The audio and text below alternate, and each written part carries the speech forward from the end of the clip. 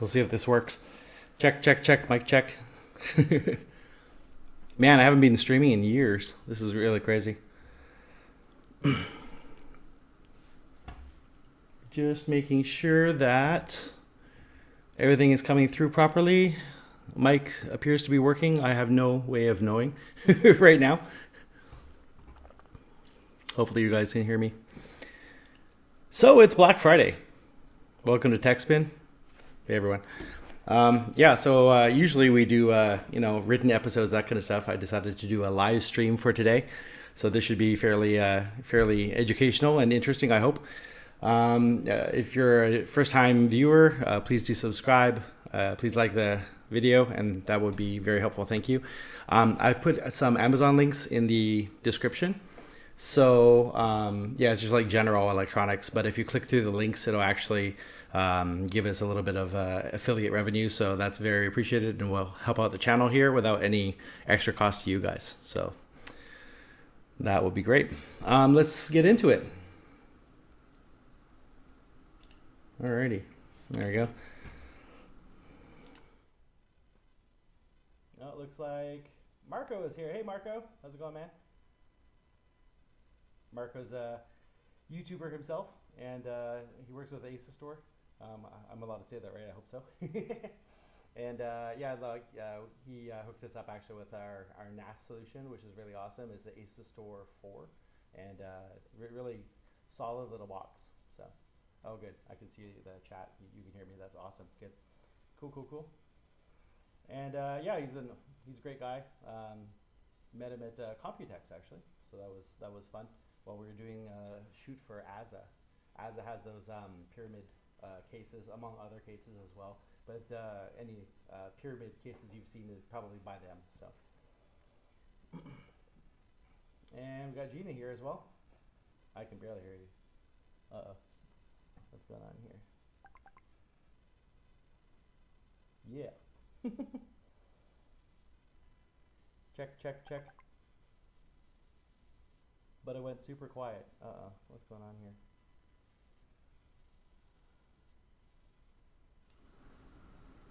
Oh, I see. Okay, I understand. Thank you. I will check. There we go. I didn't add the source to the other scenes, which is awesome. Thank you for catching that.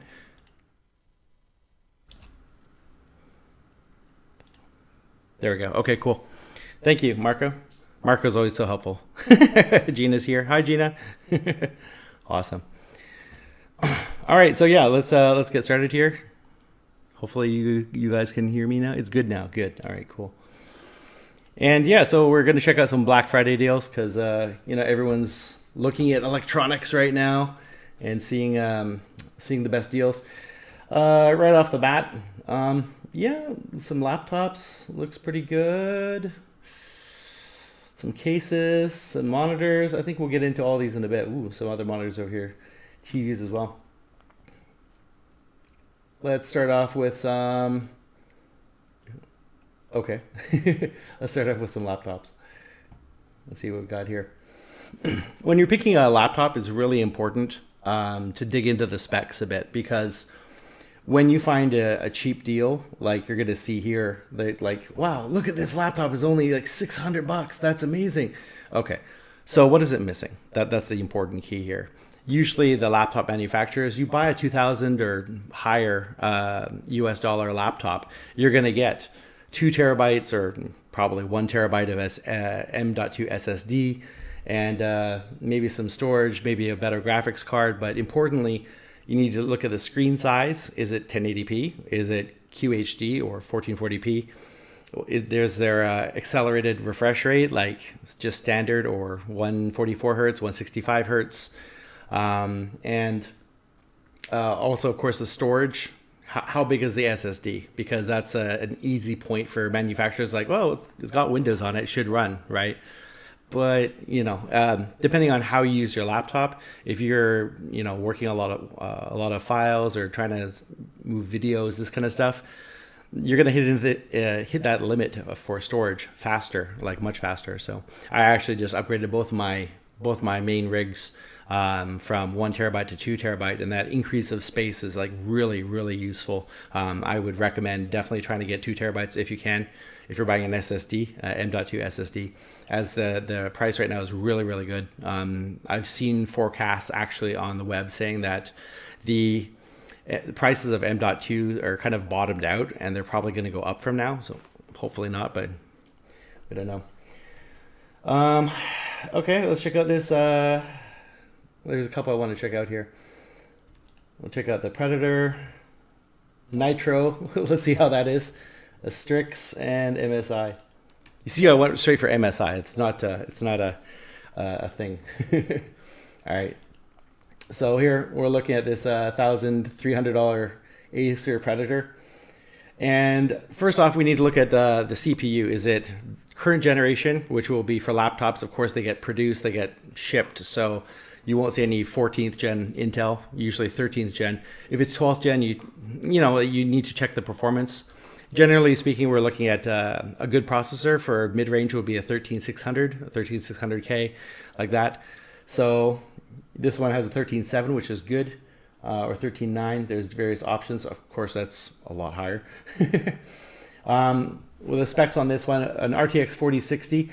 This is the minimum I would suggest you get for a laptop, really, because don't forget that the mobile versions, the laptop versions, are actually less powerful, or they run a little less under spec than desktop versions. They do that, of course, to manage heat and provide the functionality, but still in a compact form factor. So this one has a, oh, okay, that's cool. It's got a better than 1440p. This is 1600p, 165 G-Sync, that's pretty good. 16 gigs of DDR5, yeah, it's not bad. And 1 terabyte, see, this is what I'm talking about. See, they went Gen 4, which is great, so you get that extra speed, but I would rather have had a Gen 3 and 2 terabytes. I think that would have been a better combination. But it does have Wi-Fi 6E, so that's not bad. I've actually owned an Acer laptop as well as an Asus laptop, and Asus service for the laptop was really good. Acer I didn't have any problems with. The Asus one was just the use over time. I had to replace the trackpad, that's all, because I use that thing a lot. Okay, so yeah, this looks like a decent recommendation, even at the lowest spec. Do they have anything that's a little bit better, maybe? A little higher up the chain? 14. Okay, so the last one was what, 13.9? 13, okay, 1330 basically. And then if we jump up to the next one, this is 15. But the only difference I can see is it's a same processor. You just get a 4070. Is it worth it? Well, and a 240 hertz display. Yeah, but 165 to 240, that's not that big of a difference. It's like jumping up from like 1080p to 4K or something. You know, there's a massive improvement there. But going from 4K to 8K, it's like, yeah, I mean, there's better definition if you can get up close to the screen. Same thing kind of applies to the refresh rate. Over like 165 hertz, yeah, okay, I guess. But yeah, so you're basically paying this amount of money for the 4070.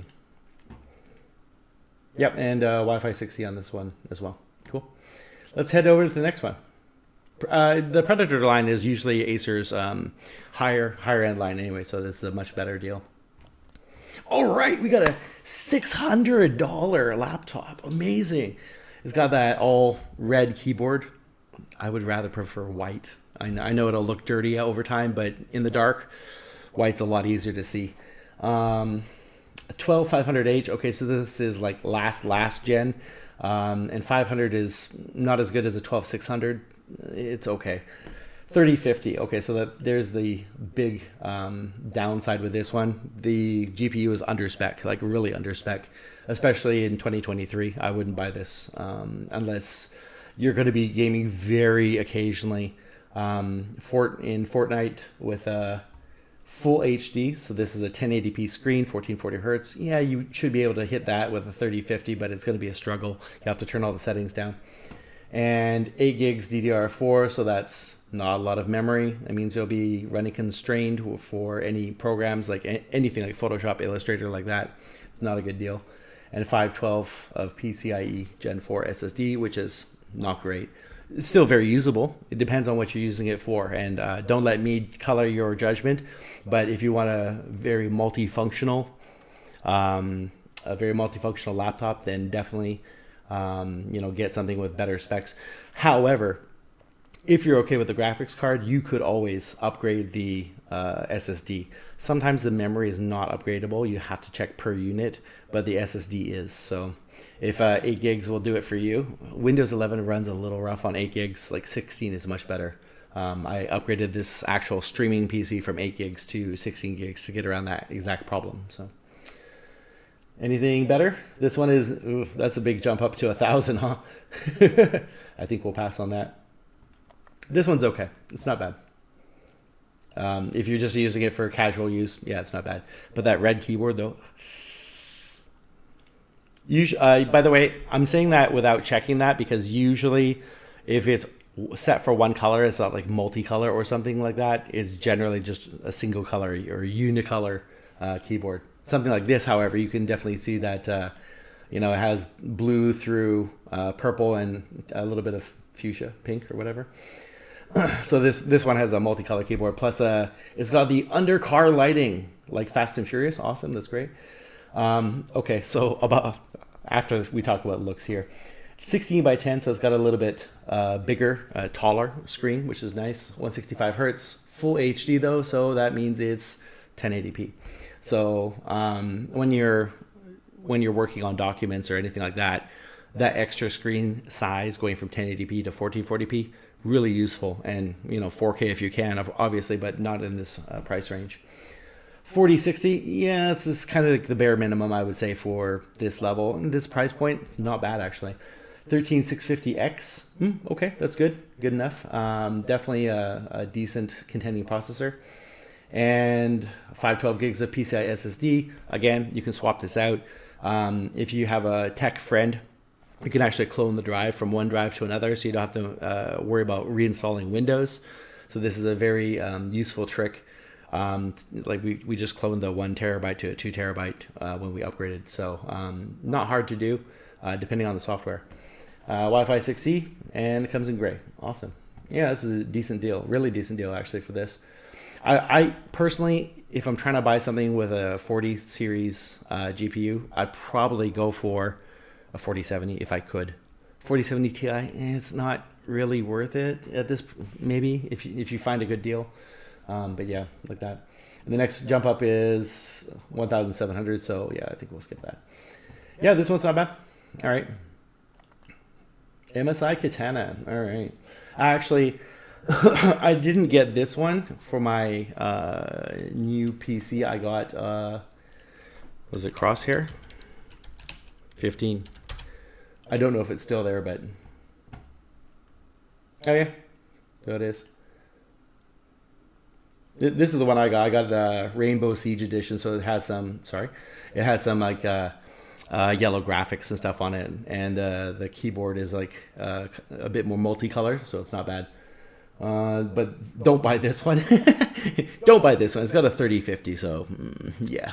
Unless, as you know, if your needs say I don't need a GPU or you game very infrequently, then okay, then that will be okay for you. So yeah, back to the Katana 17, 4060, which is much more current gen. It's fairly capable, not bad. Again, 4070 would be better. 17.3 display. Okay, so when you're buying a laptop, one of the big things that you need to look for is the size, because I've had a 14-inch, 15-inch, and 17-inch laptops, and when I bought a 17-inch, I kept on favoring the 15-inch just because it was smaller and lighter. Even for a guy who has like 32-inch screens, and when you're going mobile, you want it to be light. So if you need more of a powerhouse and you can take the extra weight and the bulk, then it's not bad. But personally, I'd probably pick a 15, which is why I got the Crosshair 15. This has got a full HD display, so 1080p and 144 hertz, which is good. It's good enough. 32 gigs of RAM, which is excellent, very good, and 1 terabyte for the NVMe SSD, which is good. And again, if you want to upgrade down the road, you can. and USB Type-C. One thing you have to watch out for, I like that it mentions USB Type-C here, because one thing you have to look out for is, does the USB Type-C actually do DisplayPort alt mode out? And the key is that when you hook up, say, a USB hub like this, you'll find that it has maybe, you know, an HDMI, maybe even DisplayPort or something. That won't actually work unless the notebook actually says it does DisplayPort alt mode out. So that's something that you need to check. You can always use just HDMI straight out from the laptop. That's fine too. But if you're, you know, you want to sit down and have a mobile workstation, something like, I'm just favoring this hub, but something like this is great because you can plug in keyboard, mouse. You have 2 ports, one for power delivery and also another port for data only. Sorry, one port for data, one port for power delivery only. So basically, if you hook up a charger to this, it powers not only this unit, which does all the functionality, it can pass power upstream to your laptop if it charges that way. Most PCs don't, but some do. And also it can power other devices from here as well. So that's really useful. So even if it doesn't have DisplayPort mode out on the laptop, you can still use the functionality like from that hub to connect up keyboards, mice, and especially Ethernet too, which is great. If you're traveling mobile and you need to set up a hotspot or something, maybe you can plug it into your laptop and get the functionality, and maybe you can use a hotspot that way. So get around device restrictions. Is it a good deal? Yeah, it's decent for $1,200. Yeah, it's not bad. Usually when I used to buy laptops, they were around the $1,000 mark. But because the GeForce series especially is actually, it's actually costs more, as everyone has been noticing for like the last couple of years. It's come down in price, but still, they do cost more now. So $1,200 is not bad. That, and with inflation as well. Do they have a next model up? Let's have a look. Well, they have a 15.6. Let's see what this is. Okay, well, that's not bad. Same price. And a 4070. What was the other one? What? Ah, okay. Okay, so 32 gigs of RAM.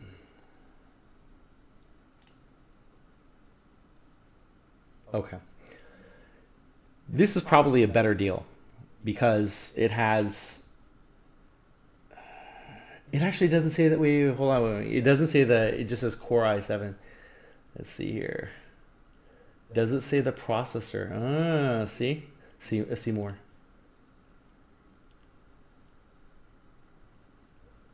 Yeah. You'd have to dig into it a bit and see the exact processor that it comes with. Does it say the processor? It just says Intel. That's not helpful. Yeah. Yeah. Interesting. So you need to dig into it a little bit and see exactly. But it says i7, so 700 series, which is good enough. It should be 13700 then, right? So that should be all right. So definitely this is the better deal for size, and also it comes with a better graphics card. You lose on memory. For 32 is cut down to 16, but still pretty good. And Marco says, I'm perfect. Needs to be a Xeon. I want to see some Xeon laptops. All right, cool. Okay, so yeah, if you're picking up an MSI laptop, this one looks appealing. It's obviously multicolor, so you can change the keyboard too, which is nice. But I would say the 15-incher is probably the better deal overall. Plus, it's smaller and easier to carry. So I'd recommend that between the two. I know the first one we saw is 17-inch, but 15 has a better GPU. And if you're buying this for a GPU, that's definitely the better choice. Alrighty. And I think that's okay for laptops for now. Let's check out what else they got on some deals. I think I checked this one out previously before getting on stream here. I think it's just Beats, which is, yeah, that's all right. But how about gaming headsets? Wireless. Ooh. See if there's any Black Friday deals. JBL Quantum 100. Has anyone tried JBL? JBL quantum gaming headsets? I like to see companies branching out. JBL has a very long history of making amazing speakers for cars, but $40 down to $20, yeah, it might be okay. I would definitely check any reviews before you buy something. That this is a new one to the market, as far as I know. I might have to save this for later. Bengu. Well, that looks that looks a little scary. Oh wow, Asus has an EVA edition gaming headset. $170 for a headset, man, and it's wired. I just want to check this out quick.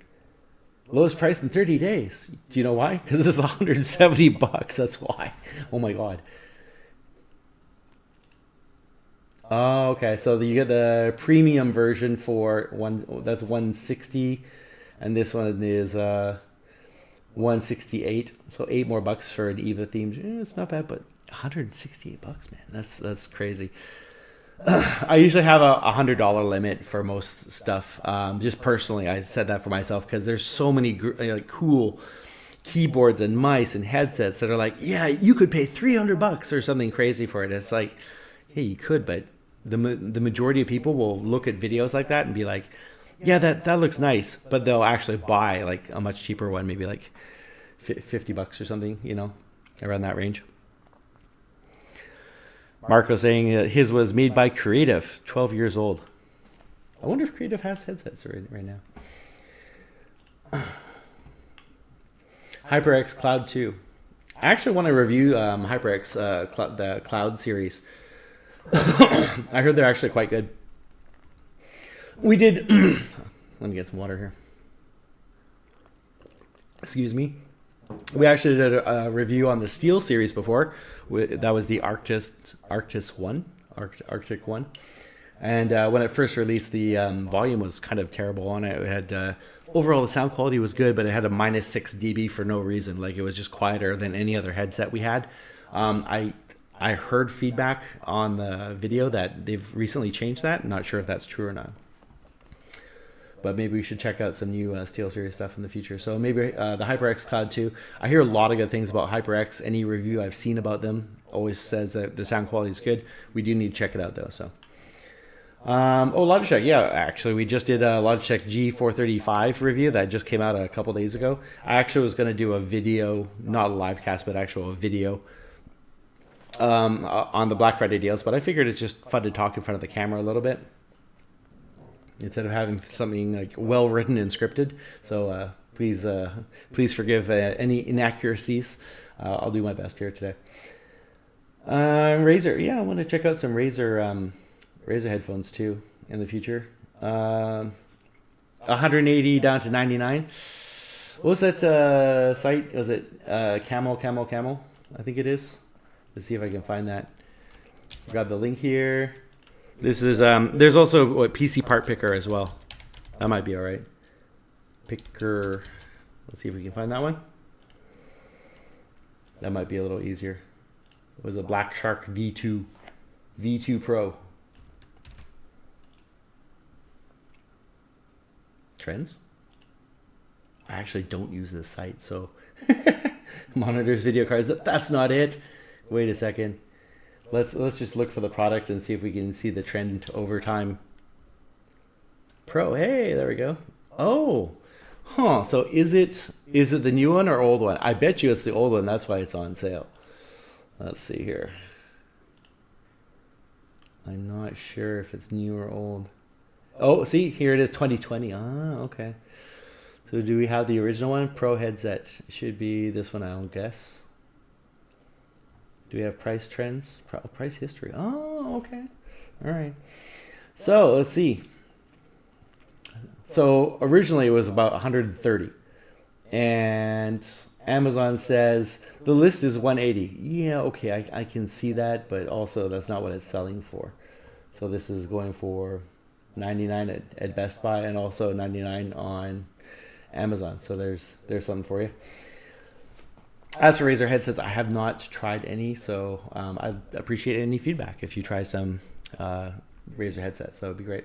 And let us know. If you want a specific model reviewed, you can also just leave comments and questions, of course, in the section below. And you're still here, so don't forget to subscribe. Hit like for the video. It will be great. We'll get on some other topics in a bit. I don't see anything else that really stands out. Turtle Beach. Yeah, these might be all right. I think Dr. Disrespect uses Turtle Beach, doesn't he? Or he used to. Arctis Nova. That might be one to check out for our channel. I'll have to watch this video back later and see all the things I've discovered. See if we want to check these out. Although I will say for white headsets, anything white will get dirty really fast. So maybe if it's not white, that would be better. But they look pretty cool. All right. Moving on.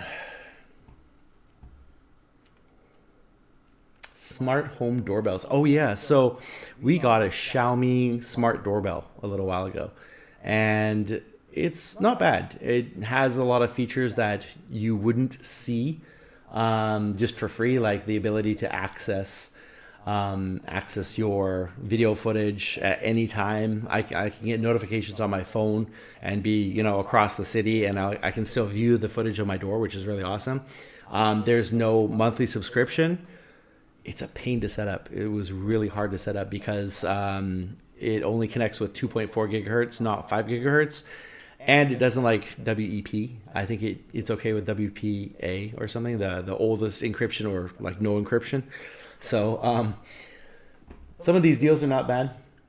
I would shy away from anything that has a monthly subscription fee if you can, because that you don't need that. You should just store it on your in the device or on a receiver unit inside. If it has a receiver unit sync module like this, that's where it should be stored, ideally. Yeah, okay, let's keep going. Ring doorbells. That's the one with the subscription fee, monthly subscription charge, if I'm not mistaken. Hand-picked PCs and monitors from HP, Samsung, and more. Okay, let's check that out. And I want to check out those other... Where's the monitors I found? Soundbars.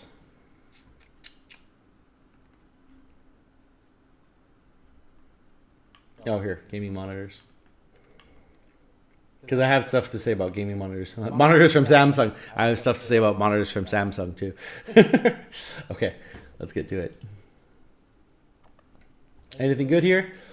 49-inch Odyssey. That looks all right. Let's check this out quick. This one, sorry. Curved gaming monitor, 240 hertz. Dual QHD. That means two 1440 side by side. 1440p screen side by side. And that's going for $1,000. Yeah, I mean, there's a call for it, I guess. I recently did an episode for MSI Procast. I do work with them doing creative content. And we did a triple screen gaming setup, and basically that's 3 in a row. I actually, apart from the bezels, which is a really big drawback, obviously for that, you can get the Asus bezel. They diffuse the bezel, but obviously it's not the same as a one coherent screen. Ultra wides can be difficult to handle. They are more fragile than other screens, and if you bump them or knock them on the top surface, or during transport or setup, this happened to Hardware Unboxed. I saw on their channel that they were moving an ultra wide, and there was a giant line down it, and that's a bit of a hit to take for $1,000. But yeah, I mean, I've heard some good reviews on this. Personally, I would prefer to do a triple screen gaming setup, because not only can you repurpose the screens, and you get that full, it's not 180, but it's a really wide field of vision. But also, if you do any streaming, you can't really stream on this because the game will automatically stretch out to the sides, and then you'll have to try to squish it down to fit into a 16:9. Movies will look great on it. So that's the thing.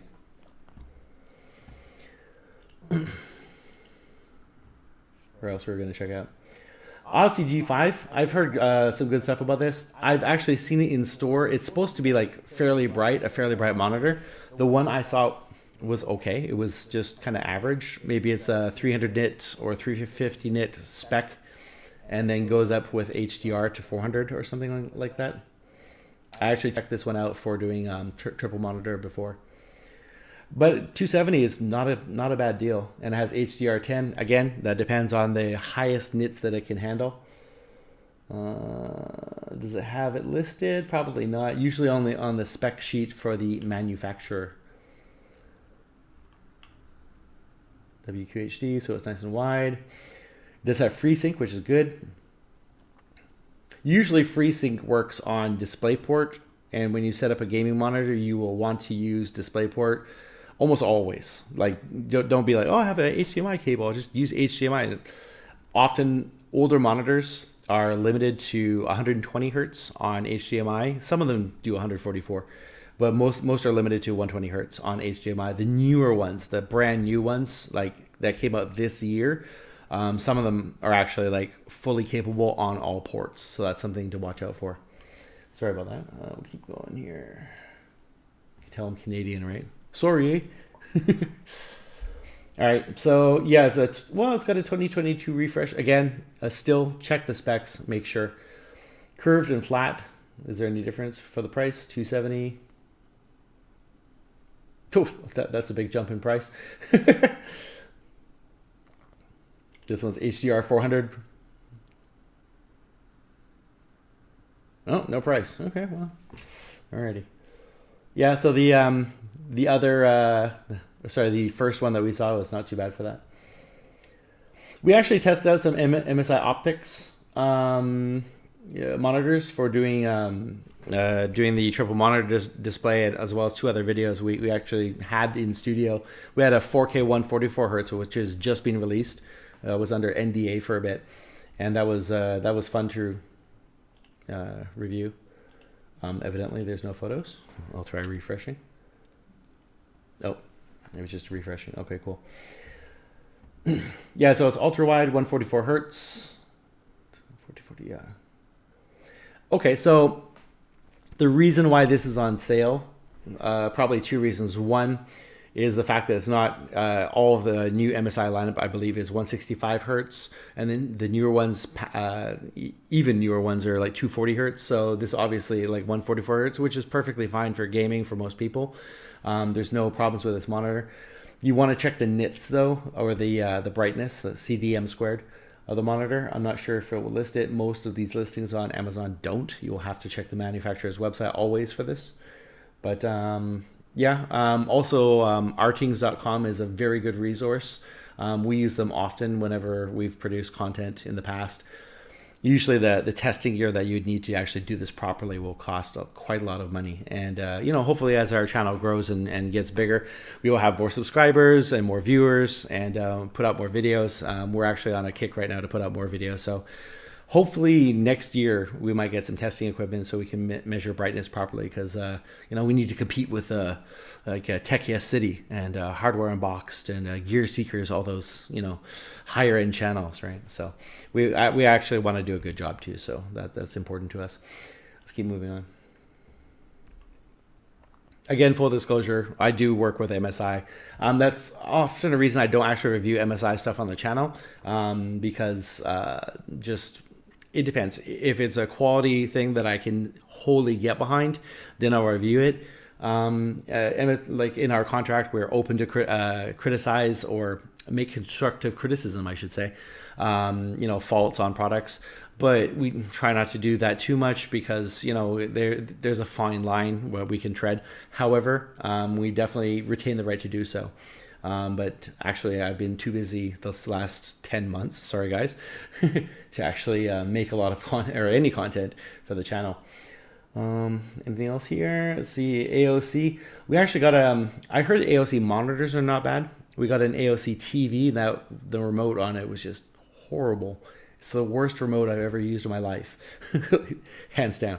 However, I hear their gaming monitors are pretty good. We might do a review on the TV. I might need to snake it from my other setup over there. What's this one? It's a full HD 1080p, 180 hertz, and HDR10. Again, check the nits, check the brightness. Usually the 27-inch range will have a brightness around 250 to 300 nits. They don't usually go above that, and that's due to the panel design and old school panels. The newer panels are a little bit brighter. Gear Seekers as well. Yeah, I got you, Marco. He also says he uses the HDMI cables I bought in 2004. Oh, was that HDMI spec 1.2 or something like that? It's got pivot and height, which is not bad, but again, it is full HD. So here's the thing: is like for 1080p screens right now, actually buying a gaming type screen is not a bad idea. And the reason I say this is right now the cost for a gaming type 1080p screen has come so far down in price that when you get these screens, you actually have better connectivity. And that's maybe not something a lot of people talk about, because you have DisplayPort usually on these monitors, as well as HDMI, and maybe even a third input of some sort, right? Usually it would be one DisplayPort, two HDMI. But if you just get a normal 60 hertz, it'll have HDMI, DVI, and maybe VGA. And nobody uses analog these days, really. I mean, I'm sure there's going to be one guy in the comments that I use analog, and I have for like the last 20 years. But yeah, if you're going 1080p, I don't recommend it. But if you're going to grab just a monitor, maybe you want like watch something on the side or monitor something, and obviously it doesn't put a heavy tax on your GPU because it is 1080p. So maybe this kind of deal would be good. AOC, I'm not sure about the brand for these monitors. I've heard good things about their gaming monitors, not TVs, but gaming monitors, yeah. I wonder if there's some other good 1440p monitors. Let's see if we can find any cool ones here. BenQ Mobius. I won't personally. I've from a reviewer standpoint, I'm cool reviewing any products. I had a bad experience with BenQ before, so that was that reaction that came out. I bought a brand new like 55-inch TV, and I'm like, hey, whenever I turn on my computer, because I often watched movies from my computer to my TV. Whenever I turned on my computer, it would resize because of the BIOS screen and then hit 1080p. And so it always like changed to overscan. And I talked to BenQ and I'm like, hey, can you resolve this with a firmware update? Since you do have a USB input, you could resolve it with firmware. And there's functionality in the menu to do so. And they just flat out said like, oh, maybe we'll do it for future TVs. I was like, wow, thanks for the support. I appreciate that. So I'm not a big fan of it, BenQ. However, I do hear their gaming mice, the Mobius series, is decent. If there's some demand for BenQ, maybe we'll do a review on it. But $500, there are better deals than that for ultra wide. I'm pretty sure. If you notice, I'm skipping over the lower less known brands like KTC and Scepters. I've heard is doing pretty good. I would rather go with a game brand like Asus or Asus, as they say in Taiwan. Gigabyte. We actually have these. We have that's that monitor right there, and we have another one over there as well. we bought 4 of them because they were so darn cheap. And we were going to use them for a triple gaming setup video, which is going to be produced soon, hopefully in the next couple weeks.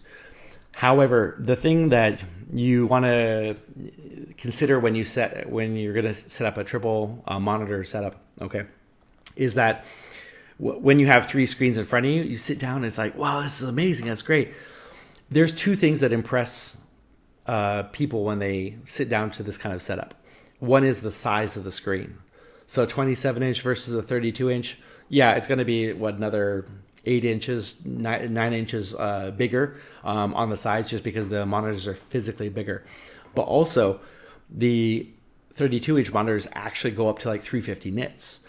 And that's one of the biggest things that you notice when you sit down, like playing Fortnite and triple screened spanned gaming with NVIDIA Surround is amazing. It's great.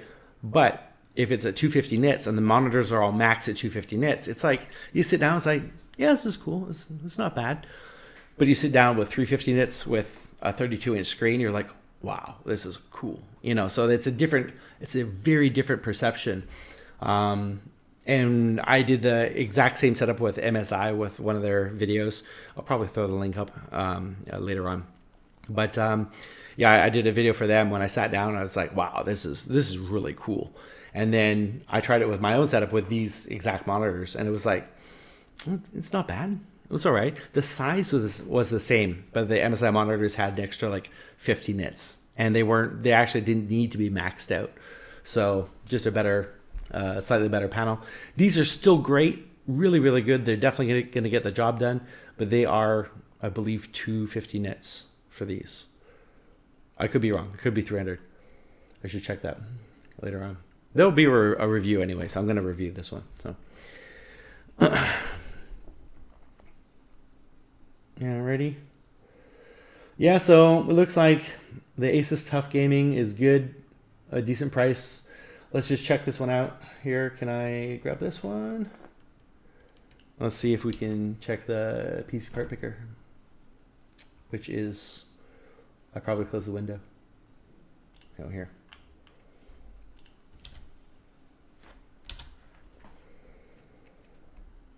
Okay. 27-inch. Hey, there we go. Did we get a part number? Sorry. Too many monitors, too many windows open. Yeah. WQ1B.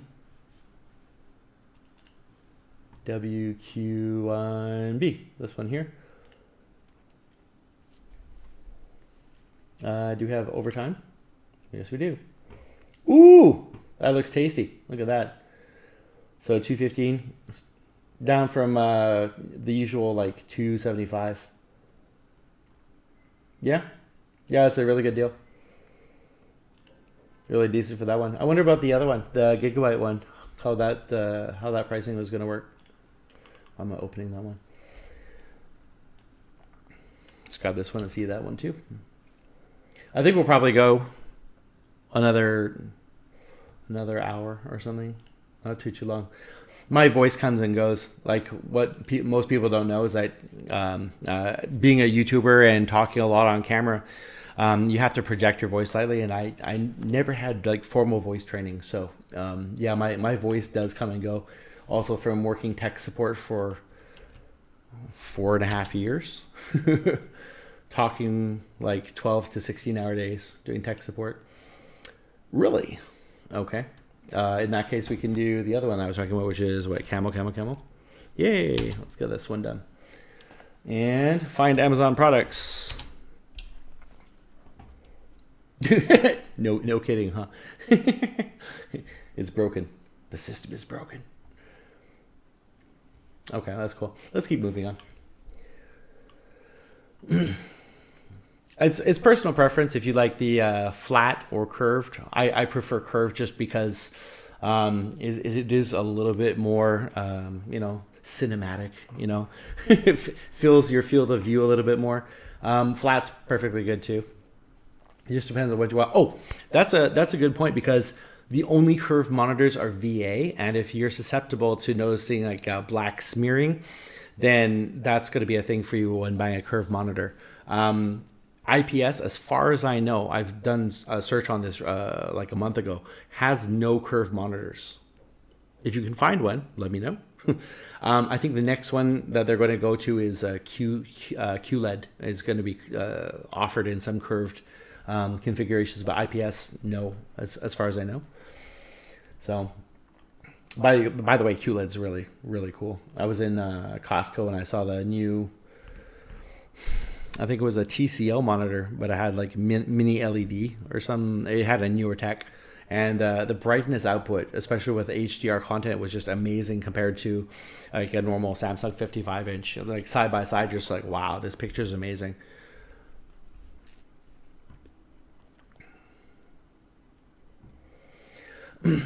There's a Gigabyte M27Q. Again, these displays may have a better resolution. Sorry, I mean a better brightness. I like it when the manufacturers list DCI-P3, especially the percentage, because it means that actually, generally, it's a better looking panel overall. Like when the colors like that. We tested an LG, which we'll get to comments on in a bit. It's a 32GN 600B, this one, and it didn't have any DCI-P3 listed.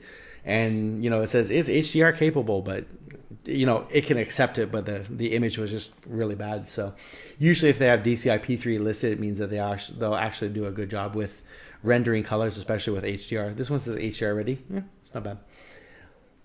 And the price looks fairly good too. I actually never thought of Gigabyte monitors until like a year and a half ago. And then I checked one out in the store. It's like, this is really good. And the price was good too. And then we did our first review on that, which was the, what was it? Oh yeah, it's a G32 QCA. There's actually a newer one. I believe it's a M32, and that's the newer version. I believe they stopped making this one, or it's getting sold out. But the new one's just as good. One of them has KVM, one of them doesn't. As far as I know, I think the M series does. the one that we reviewed has KVM. I'm trying not to contradict myself too much. Alrighty, and we got a Strix 27-inch for $300. Yeah, I mean, although it is fast IPS and with 170, so the fast IPS actually is as I said, if you're susceptible to the black smearing, then buying an IPS monitor is going to be the way to go for you. So maybe this is going to be your go-to. The Scepters look good too. We don't actually have Scepter in Taiwan. Shocking, I know, but we don't have Scepter in Taiwan. So if I was going to try and review this monitor, I would have to ship it from America, and that's going to be expensive. So yeah. However, Scepter, if you're listening, and you probably manufacture them somewhere in the Asia region, maybe you could send us one and we can review it. But just send us the America model. Don't send us any Asia model, please. It needs to be the same as what people can buy in North America and other English-speaking countries. That would be great. How about this LG Ultra Gear? LG though, I mean, I'm a little hesitant to recommend this monitor just because the nit problem that we had with the last one. So LG pulled a bit of a fast one with the panel that we reviewed, the one I mentioned before, in the fact that they said the monitor was a 350 nit monitor, but actually that's only HDR, which is like non-standard. When you list the monitor's brightness, it's for SDR. So the monitor should be listed as 300 nits and then went up to 350 nits. That would be correct. But they're like, oh yeah, our monitor is 350 nits. Well, no, with SDR content, it's not. And that's how every other monitor on the market is listed. Let's keep moving on. I'm saying that a lot today, aren't I? I think that's pretty good for that. Anybody looking for storage? Oh yeah, we're going to check out the monitors from Samsung too. Anything good here? We got some external hard drives. You have to be a little bit careful with the external hard drives. People used to like buy these and basically shuck them, take the hard drives out of the cases. But these kind of external hard drives often have the shingled magnetic recording. And so when you, it actually has to rewrite a whole section of data every time. So it's actually slower and not as good as just a normal drive. Sorry, I've got some hiccups evidently. 139, 109. That's not bad for a NAS drive. And this is for a normal drive.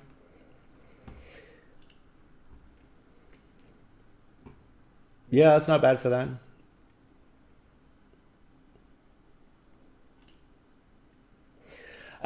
I try to always, like, I'm kind of skipping over things here because I will always check the normal price, use the PC part picker. Now, I guess I usually use the camel cubed to check the prices, just to make sure that, because the list price doesn't mean anything. It really doesn't. Always check the previous prices before it went on sale, because sometimes it's like a couple bucks difference.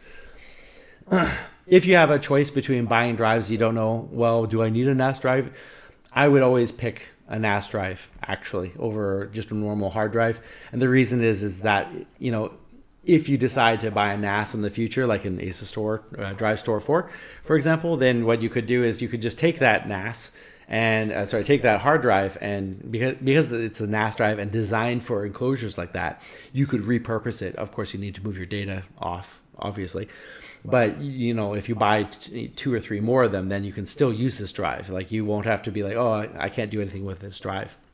We actually bought, I think, like 6 4 terabyte refurbished drives for an Unraid. And those things are great, really, really great. Cheap, too. So if you're going to buy a NAS and you don't have the scratch up front to invest $500 or $800 US into buying all new hard drives, then getting refurbished is a way to do it. However, it has to have a parity check. Like, you have to have a utility on that NAS that does parity check, which is important. Yeah, I think that's pretty good for that. So there's a couple portable drives, and this one, and this one. Well, 110's not bad. Anything good for prices here?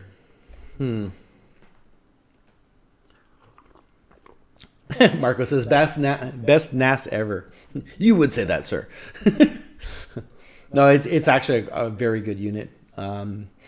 Before, a long time ago, I bought a Synology, and I remember the price point for that was like $500 US without drives, and that was like, we're talking about, like, I think it was a 209 or something. It's quite old, and the minimal box with 4 drives, and this is actually hitting around the same price point as my old NAS box, which is pretty incredible. With I actually like the software for Asus Store a lot more than Synology. Their initial software was good, but after they did some updates, a lot of people said, yeah, we're not a great fan of the software update, and Synology was like, well, that's the way it is. And it's like, okay.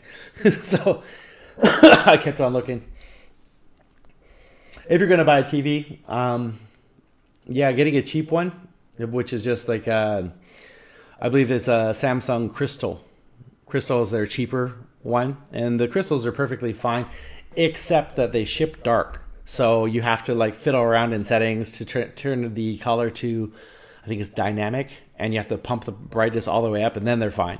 But when you get them out of the box and you hook it up for the first time, the Samsung Crystals, in my experience, because I have 2 of them, you turn it on, it's like, man, this picture is like not great. And then you fiddle with the brightness, like, oh, now it looks good. It's a really bad first experience with their TVs. But the QLED hopefully have resolved that issue. Okay, we did gaming monitors already. Let's see if anything's standing out there. Oh, that's the 273QC that we saw before. Yeah, we had this in the studio and tested it. I believe that was one of the newer ones with greater brightness. The ones that we had were 1000R, whatever that version is, had a little bit better brightness. I think it was 300 nits. It says curved, but yeah, it's 15. It's not the one that we had in the studio. Alrighty.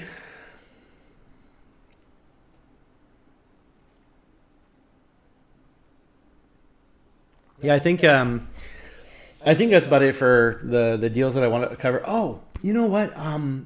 Brian from Techie City had a really, really good video out on Black Friday deals, which I just saw.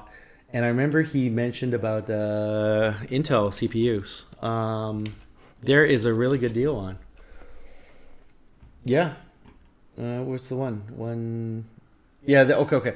So. Okay. So yeah, I believe he was talking about the 13700K. No, it had to be the older one. It had to be the 12700, 12700 KF. And this is a decent deal. Like anything like 12600 or above will actually be a very decent processor for you.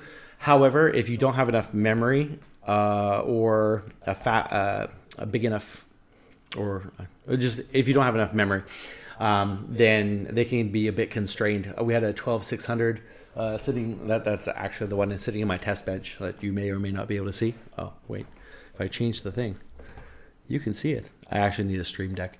I have a test bench sitting right here with a 12600 in that, and yeah, it's a very competent processor. A decent deal for $200. Really good. However, I will say, the F at the end, be careful. The F at the end means that there's no internal graphics. There's no like UHD 765 or whatever that they normally slap on the chips.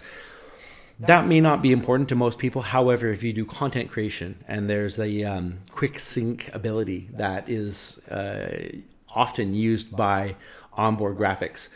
And if you ever run into any trouble with your PC, having onboard graphics is crucial. It's really useful. Any AMD system, I have a couple of AMD systems in the house, 5950X and a 5900X. And I've had issues where, like maybe the GPU isn't sitting right or it just won't boot. And I'm like, take out the graphics card, plug it into the motherboard, and I'm sitting there for like a minute, and then I'm like, oh yeah, that's right. No onboard graphics, right? I got it. Okay, because, yeah. But if you're getting the new Ryzen 7 7000 series, they will have onboard graphics, so it's less of an issue. But onboard graphics, anytime you can get them, I would definitely recommend getting that. This one's 12600K. This is perfectly acceptable. Like really powerful CPU. Of course, 13600 is better. 13600K is better. But if the jump up isn't that bad, yeah, this one's 345. So at $153 is pretty good. I wonder about the. Sorry, I just keep that number in my mind. I have a bunch of things I'm thinking about right now. Okay, so that's we'll say 155 for that CPU, and if we do a 13600K, and that's a lot more. Wow, that's like $80 more. 155 to 270. So what? $75 more, I guess. Yeah, I mean it's decent, but is it worth $85?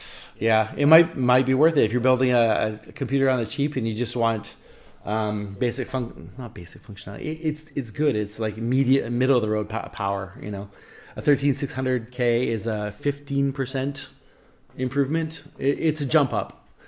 Is 15% worth $80? Yeah. Okay. If you're still here and watching, thank you for watching. Don't forget to subscribe and like the channel. That would be really helpful. We are going to be putting out a lot more videos, and maybe we can check out some of these comments. I have a bunch unanswered, so great video. Thanks from Brazil. You're welcome. Thanks for the comment. And please subscribe. I should probably copy that. And I can't type today, evidently. I give him a happy face too. There you go.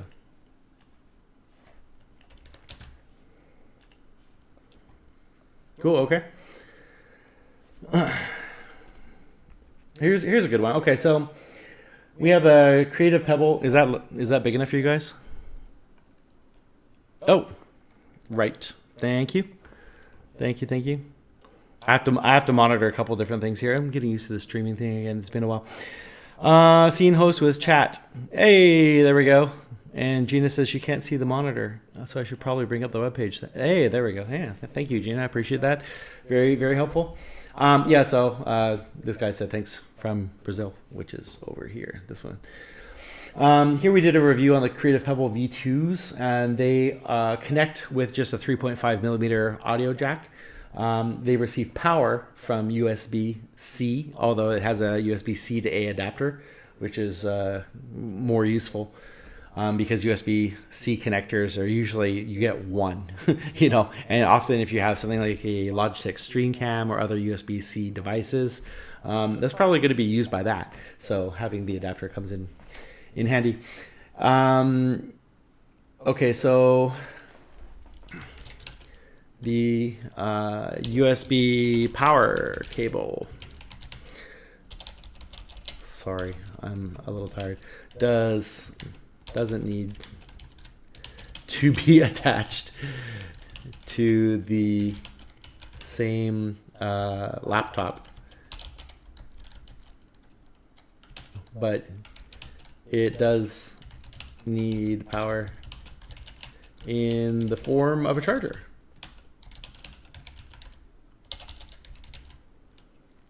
or other power device.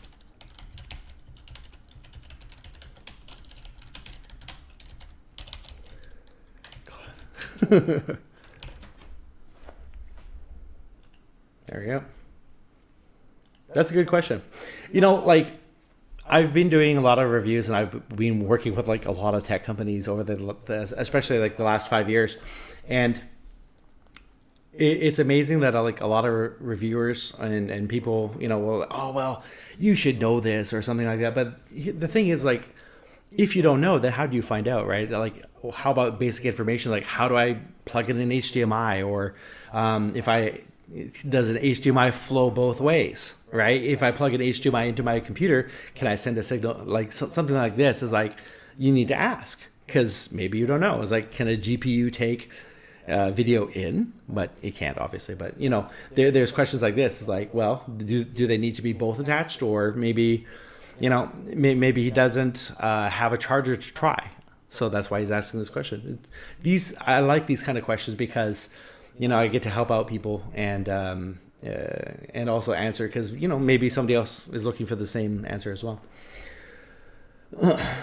Oh yeah, so we did a UPS review. We worked with CyberPower on doing UPS, talking about the different levels of UPS and what they can do. The smallest one that you see here in this thumbnail is actually a 650 watt or 750 watt, I believe. And then we have a 1000 and a 1500 in this video. And yeah, it's hard. I wish UPSs were rated in watt hours like batteries are.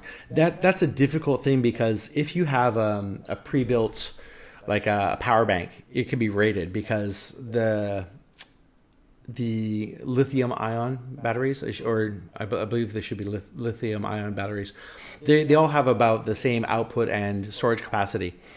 However, the batteries that these UPSs use are more like car batteries, and so it's they can't really give a rating per se as to how much performance it can do. And also because they're liquid inside, right? They're actually liquid inside the batteries for most of these UPSs. I'm not sure about all of them, but most of them. So they also deplete over time. Their charge capacity will go down. So day one, you can do a run test and see how long it will run before it actually cuts off. And then 2 years later, you do the same run test or whatever, and it's noticeably shorter, maybe a third, shorter. So UPSs are great, but yeah, the runtime varies dramatically. And also, when you buy an UPS, you don't know how long it's been sitting in the warehouse, which is also this is a key factor. How long is the battery being filled and ready to go? So. I'll add that in later. That's a long explanation. I'll add that in later. This guy's got so much motion blur on this monitor. Anyone know how to fix? Well, it's probably a VA panel. I'm gonna guess it's a VA panel. I don't have the specs up right now. VA panel, and it's 60 hertz. So yeah, if it's VA, which it probably is, then you're getting the motion blur from the VA. So you need IPS.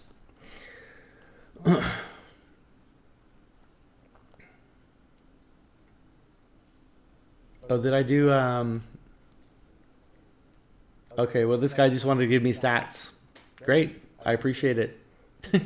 I was actually using similar to this HyperX keyboard here. I had this as my main keyboard for a long time. I actually switched the SteelSeries Apex 3, and I haven't actually switched off of it, which is it's very usable, very usable. I don't think we'll do all these. Just a little bit here. Great, thank you. Reply. This is easy. You're welcome. And paste. I actually have an auto hotkey, but it's not set up on this machine, so yeah.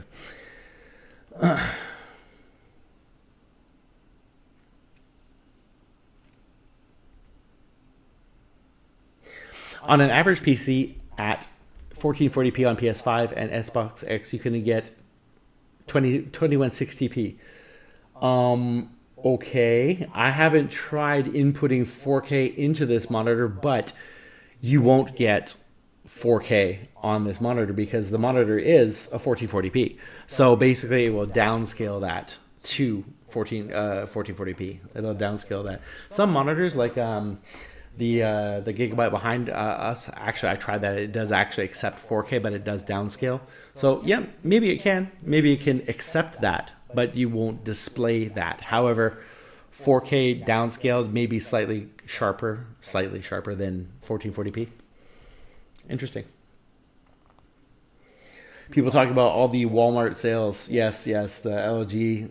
I know LG's tactic is like building lots of monitors for pretty cheap and then, selling them, like undercutting everyone else. And that's why, you're getting a lot of comments on this monitor, being very popular because it's the cheapest thing. If people say 1440p, it's gaming, 165 hertz, sold. And they don't bother to check the specs, which is why it was important that we made a thumbnail. It was like bright is fail for bright because it's misleading for the customer. And also, a lot of people are trying HDR. Oh, this monitor can do HDR. And if you watch the review, we showed the HDR performance. It was noticeably darker, like really horrible. Yeah, more there. Oh, I want to get to that one in a second. I saw that one before. Where's the other one? Here's the same. Yeah, he's right. HDR is bad. My games are just dark. My Series X is terrible on screen. This is from Blaze J 1713. I should be naming the people I'm talking about. Sorry about that. Yeah. The HDR is just not good on this. I love the screen size. It's just for gaming for me, but I may trade this in for something brighter. Exactly. So yeah, exactly right. I'll comment on that a little bit later on. And what was the one I just saw here? I think we'll do one more, and then that's about it. Oh, I'm gonna address this later on as well, but there's talk about HDMI cables from Rick Sip. Okay, he says slightly misleading talk about HDMI cable types. In fact, they're not certified for version numbers. That is absolutely true, sir, but also not useful for customers or consumers. They are certified for being a certain version number spec. That is very true. However, when you go out to buy one, you're not looking for, well, is this certified for this? Well, what does that mean for me? When I tell people your port has HDMI 2.1, your monitor, because remember there's the chain of three, right? You have the source, your GPU, or maybe your PS5, Xbox. You have your cable, and then you have your monitor and or TV, right? So each one of these things in the chain must be the same spec or better, okay? So if we're talking like HDMI 2 or 2.0 or 2.1, then all three things have to be 2.1. Is it certified for that? Great, that's amazing. But I am looking on the package to make sure it says HDMI 2.1. So yeah, I mean, did I say it's certified for 2.1? I don't think I said certified, sir. However, you're exactly right. So it says high-speed HDMI, but that ultra high speed HDMI. Okay, yeah, maybe, but again, you're looking for version numbers, so. Oh, cool. We have Michael Florendo in the chat. Sorry about that. I was looking at this screen, not this screen. I have to. This is my first time doing this kind of streaming setup in like a long time, so I'm getting used to the positioning and how I want to get things set up for next time. Good evening. Is RTX 4070 okay with i5-12400F CPU? Yeah, the 4070 for obviously your probable use case is going to be for gaming, which is why you're mentioning the 4070. So I would say I need stream key things for that. Where's with chat? Sorry, there it is. I would say that the 4070 is actually a very good pick. Personally, I have maybe like 5 PCs built here in the studio. We have 2 with 3080s, another with 3070 Ti, 3070, and a 2070 Super as well, I believe, and a spare as well, which is sitting right there. That's the 3070 and Asus there. But if we were going to upgrade, and that's a pretty hefty price jump to upgrade to 40 series. If you're going to buy 40 series, then 4070 is a very good tier for that.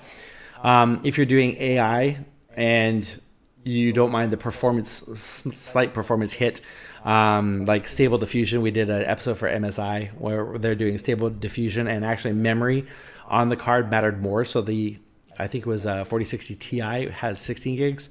That card actually outperformed a little bit stronger cards, including a 4080 as well, just for some tests. So it's very test specific.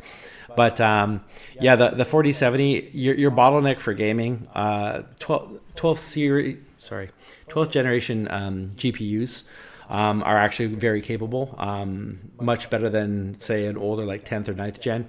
So yeah, 12400's not bad for a CPU, and the 4070 would be a good pairing for that. And budgetary wise, it's not bad too.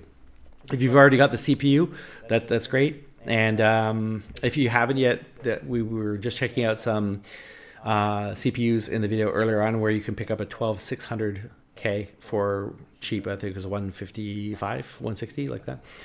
So yeah, definitely a good pairing and good pick for that. Cool. Michael, thank you for the question. I appreciate that. Alrighty.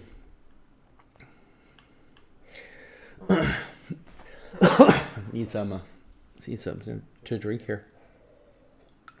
This is a lot easier with a co-host, like seriously a lot easier, because I'm not talking all the time. As I said, I have voice problems, so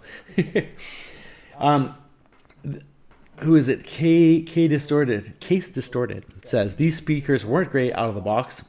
Agreed. But after a few months of use, they burned in or whatever, and now sound just as good as my old set of speakers I had. I don't think the range would change that much, because these were like, they had weird harmonics. Like the sub wasn't tuned well, so there was like a peak. It sounded kind of too punchy. I want to say 800 kilohertz. I can't remember the video right now, but there was a definite like spike in the bass range where it sounded kind of weird, and then around, I think it was like 1 or 2 kilohertz, there was another peak as well. So you definitely need an EQ of some sort before the speakers. So if you're using Realtek audio control, maybe you can EQ it a bit or something like that. Yeah, they're powerful. They're probably the most powerful thing you can buy for $30. But do they sound good? Yeah. And don't forget, they also have the extra wiring too, because they have a sub unit as well as 2 satellites. So you got to do all the wiring and everything else like that. Whereas something like the Creative Pebble is 2 wires. You have your power and your audio, and you're sorted. So that's good. The other thing is, I don't believe these. You have to look at the cables that can be disconnected from the unit. So if you're pulling out a cable, especially like some of the older units, they use RCA or a standard type connector, which is awesome because you can buy longer cables and swap them out. Something like these. I wonder if you can see them. I have some edifiers right behind here. These are old edifiers, but these are amazing because obviously they just have one big box and they have speaker wires out to the other speaker. So you can buy as long a wire as you need for your desk, or as short as you want to. And you can just it's much more useful than having a limited connection with a proprietary or weird kind of connector. Marco says he's going to come over. Oh yeah, Marco, come on over. We'll do some. We often do like a trio or a squad Fortnite on Saturday nights or something like that. So you're more than welcome to. And Gina says, and me maybe. Cool. Alrighty. And I think that's pretty much. Oh yeah. Okay. Cool. I saw this comment. It was 2 days ago. I was like, you, sir, are complaining about the wrong thing. Eternal Aussie says, this is a budget case. It was reviewed as if they paid $200 for it. And why is the power supply installed upside down? Sir, are you complaining about our thoroughness? We tried to do our best review. So being too focused on the details, that was an issue for you. Really? You just wanted us to gloss over it and be like, yeah, it's a $50 case. It's fine. Like this. But the problem is the case has issues. And so we actually bought, have this sitting beside me. I'm going to be doing work on this later and reviewing this. Oh, this thing is heavy. That's the back of it, of course. This is upside down. Beautiful. So we got a Cooler Master Cube 500 in black. So we're going to be building this for my buddy Rob out of Taichung, which is middle of Taiwan. And he wants to upgrade his older all-in-one Acer PC into something with more breathing room and stuff like that. So we're going to check this out. This one should be the successor, not the exact successor, because this one is a flat pack and you actually have to build it. But the exact or a very close form factor match to the Q500L. Yeah, and hopefully with better airflow too. Some of the big problems with this case is the tempered glass. I want to say the tinted plastic on the side. It's not bad. It's okay. No problems working with that. But the I/O cutout, every time we had to you could put the I/O on any four sides, top, bottom, left, right. Okay, but in practical use, when you have a normal size power supply, the I/O won't fit because the USB cables, they won't fit. So you can't put it on the bottom. Putting it on the left at the rear of the case is a little weird, and it will you'll run across the case or something. Maybe. And in the top position, it's also not that great too. Just the layout of the wiring inside. So right is pretty much the only useful position we found for it. And it blocks installation of the GPU.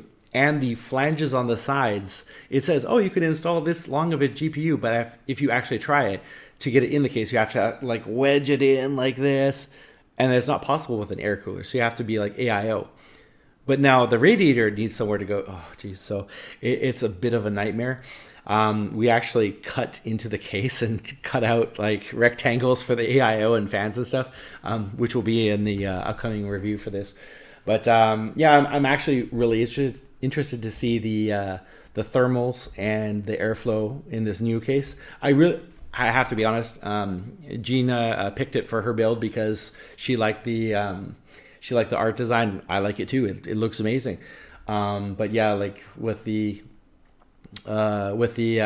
cutout metal that we did, it actually vibrated the case because we were using a angle grinder, and so the joints are all they were pressed together or not really welded together.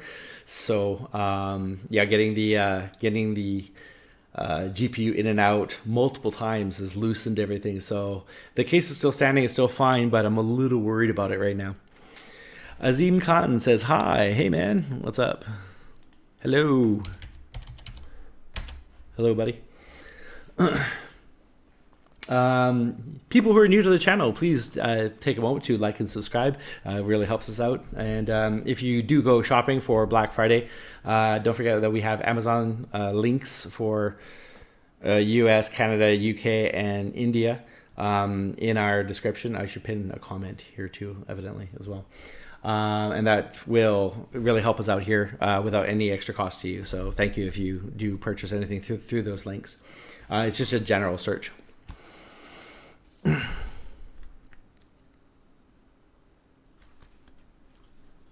Oh, okay. Nice. We're thinking about doing a build fix PC series. And if you live in Taiwan, hopefully somebody in Taiwan sees this. We do have a lot of foreigners here. If you live in Taiwan and if you're close to the Taipei area, then definitely shout out to us. You could probably reach us on Instagram is good. Facebook, we don't really monitor too much, but Instagram is probably good for that. And we can, work together to either fix and or help you build a PC. And yeah, we'll probably be doing a series on that. So that's the thing. And we're going to check out hubs in the near future as well. If you have a laptop and you want to add functionality, actually like spending $50 to $80 gets you like a desktop workstation for most units. So we're going to do a small video on that. We actually worked with VIA recently, as well as MSI previously, like how to do a desktop workstation with a laptop. And their laptops are really cool because the laptop we were using, I think, was a Creator 17. It had dual USB-C, which is great. And we had like a triple monitor thing set up with it, which is really amazing. But it depends on, of course, if your laptop has DisplayPort Alt mode, if it supports that or not. If not, then you can always buy like a USB to HDMI adapter. And then this adapter will actually give you a video output, not like this. So this is kind of important. There's a lot of caveats to buying a hub, so we hope to do an episode on this pretty shortly. Sorry. Ayushad Hickory. I'm going to give up on that. I'm sorry, man. 6716. Let's go back to the other scene because I am talking about stuff that's not on the screen. Sorry about that. This guy right here. Yeah, we were talking about this one from Eternal Aussie. Yeah, just previously. And Marco says, my computer is broken, please fix. Yeah. You have so many parts, my friend. But if you bring me one, we can slap it in a case. So this person I was just talking about, Ayushad Hickory 6716 says, I'm trying to buy a monitor for VFX and animation under $300. Please help me. Obviously, the very first thing I need to tell you is that if you're doing VFX and animation, you should be looking at a $1,000 monitor. Realistically, all of us have budgets, especially after, post-COVID, everything like that. I shouldn't say post, whatever. After the world events, okay. But maybe his budget is only $300. So in that case, I would probably say you want to target monitors for your use case. If they're flat or curved, okay, but probably flat if you're doing a lot of animation and VFX. And you'll need something with a high DCI-P3. So we'll probably, he's looking at the LG though. It's okay. I mean, if this is in your budget, because it's commented, I made a short for the LG, same as this one here. This is a short for the exact same video. The LG it's okay, man. Like I would definitely recommend getting a Asus Gigabyte or MSI over that, just because the color accuracy, like this one does not have DCI-P3 listed, so it's not good for this. But find a monitor that does have it listed, and hopefully it has like a bit better brightness as well, like 350 nits. Because at least if your spec for your nits or brightness, also called CDM squared, if this is above what you need, you can always turn it down. But if you buy a monitor that is, low brightness and you're trying to crank it up, it's all the way at 100. Well, how about trying to dial in some color accuracy? Maybe you need to dim brightness and change. You lose all that ability, right? So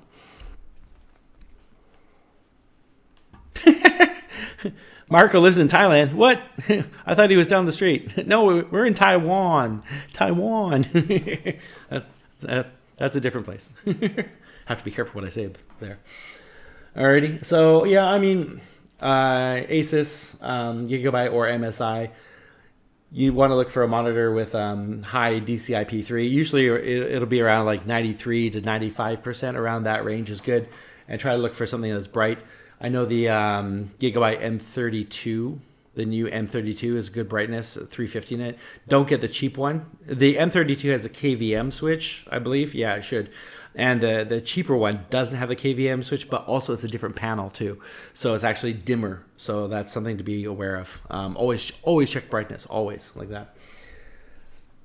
But also, if you're doing VFX and animation, you should be probably getting a 4K monitor.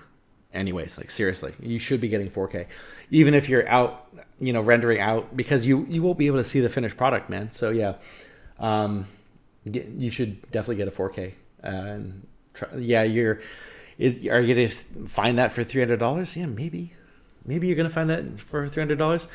Let's have a look. Sure.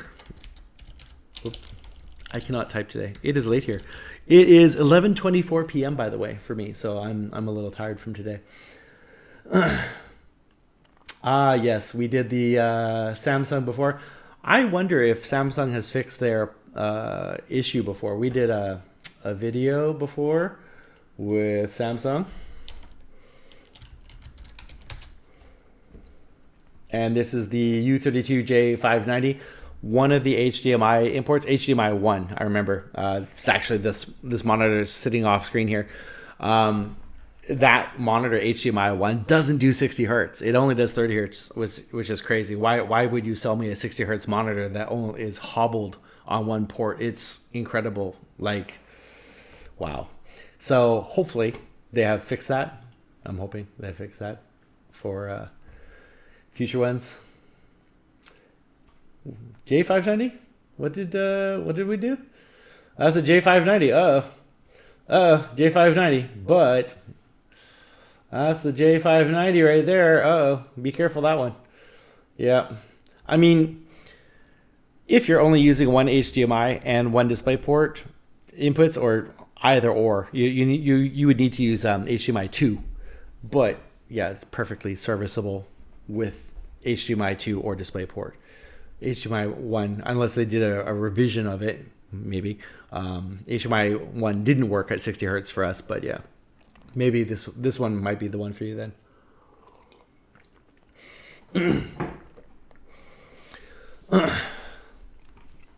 I'm getting lots of love here. Wow, okay, cool. Oh, it's just a thing flying up. Okay, cool. Nice. Alrighty. Well, for a channel with 8,000 subs, to have 3 concurrent viewers at this time in North America. What time is it now? It's going to be like before 7 a.m. in North America or something like that. 7:26 in Vancouver. Okay, so everyone's just waking up. My voice is not going to hold out, however, so I think we're probably going to call it about here.